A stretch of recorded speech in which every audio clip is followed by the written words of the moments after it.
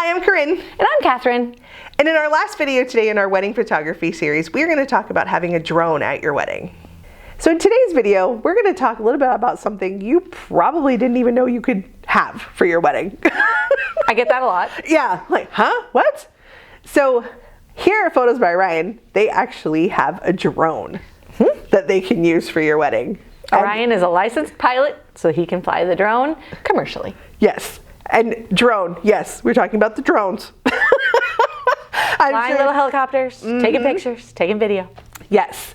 So that's a really interesting and unique thing to add to your package, right? So why would, I mean, other than the fact that like it's really cool, right? Yes. So why add one to your wedding package? Well, some of it is a different perspective, because you definitely get a different perspective from 200 feet in the air, 150 feet in the air.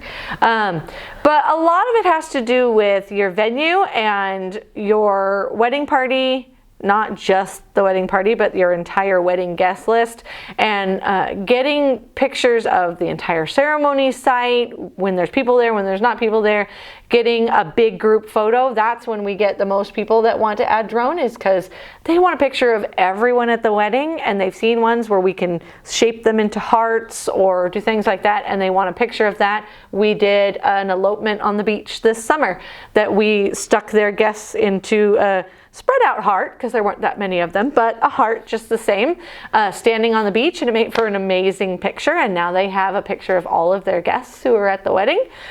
So getting that different perspective, getting that ability to do just something that's a little more unique, because it hasn't been done all that often, is an important piece of why people would pick to do a drone.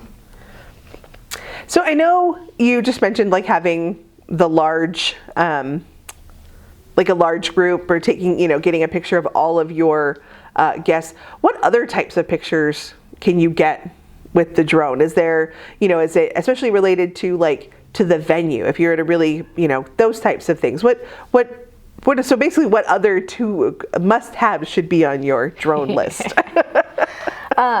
Well, as I said, your venue makes a big difference on whether you can have the drone or not. It's got to be outside. We can fly the drone inside, but you don't get much of a different view when, it's 20 feet higher than you, because that's all the ceiling is. So it's much easier to do outside. Really, you get those beautiful sweeping vista shots with a drone, because you can pull farther away. You can pull up into the air where you wouldn't be able to get to. You can have clients, like we had our clients that were out on the beach that we used the drone for, that we were able to pull out and up, and you could see the entire beach behind them, and we were at Cannon Beach. So you got Haystack Rock back there, you got a gorgeous sunset going down, and we only were able to get that because we could pull up just a little bit to get it framed just right. It was something we would have needed a 60-foot ladder for. And so we weren't 200 feet in the air, we were only about 50 feet in the air, but 50 feet makes a big difference when you're trying to get that vista shot and getting it just right with the horizon. So it's those little things, and you would definitely want to talk to your photographer about what's capable at your venue and where they would recommend, but it's looking at those kind of things, getting those gorgeous, just everything shots that the drone is really good at. That's really cool. So I know you mentioned the beach, right? We fly frequently there. And that's just gorgeous. I mean, the Oregon coast is literally one of the most beautiful places on the planet, especially at sunset. Oh yeah. So what other types? I know here in Oregon, we have a lot of venues that are, they're kind of in a barn and outdoor, or in a garden or a vineyard or those types of things. So kind of, are all outdoor venues good for that, or are there any anything to be considered? Even if you are having an outdoor venue, what kind of things need to be considered about flying the drone there? Tree density is definitely a big one. If you are in the middle of a forest that is densely covered with trees, it's going to be harder to fly a drone, especially trying to fly around those trees as you're getting out. You're also not going to have a good big open spot for the drone to get. Most drone cameras are a little more wide angle, so they're made to get a bigger view. And if you don't have a big view for it to get, then there's not a lot to be done with the drone.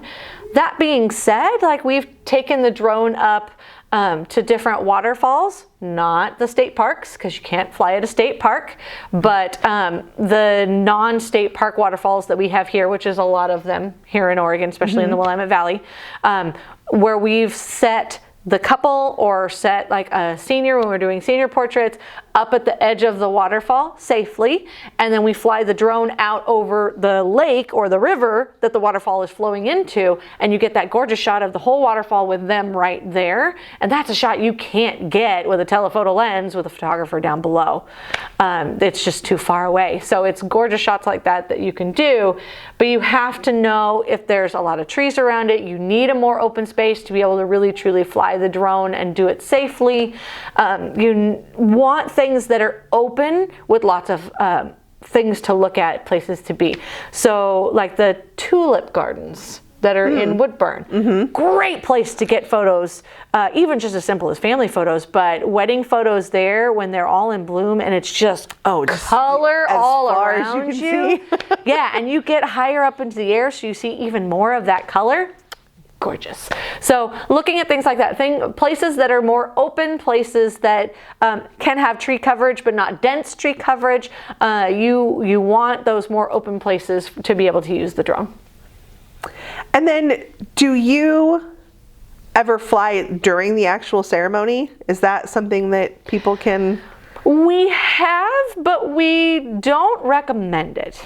If a client insists, we can fly it during the ceremony. But the reality is, even with the new props that are low sound, I definitely put the quotes there. Right, it's a relative term. Relative term. It still sounds like a beehive is floating over your head. So during ceremonies, especially if you have guests who may not hear as well as they used to, or just don't hear as well in general, or easily distractible like little ones, flying a drone during a ceremony is just asking for all the attention to be on the drone and not on you, and that defeats the purpose of having the wedding ceremony. It's about you. So I definitely don't recommend flying a drone during a wedding ceremony if we can help it. Good to know. You always want to have those no-go lists too. Now, that's not to say that we won't take it off as soon as you say I do and get that great shot of pulling away from your whole wedding ceremony with everybody sitting there, but we're going to time that just right. You're going to say I do and everybody's going to cheer before we take that thing off so that we're not distracting from your wedding day. That's got to be a really cool picture too, like almost as they're walking down. It's great video. Oh. It's amazing video to watch you pulling away from the wedding ceremony with everybody cheering and screaming. Yeah, we'll cover that when we cover wedding videography and drone. So if you have any questions about any of the videos you've watched, please feel free to reach out at photosbyorion.com. Also available on Facebook, Instagram. Email is contact@photosbyorion.com, or the good old telephone, which is 503-385-1435.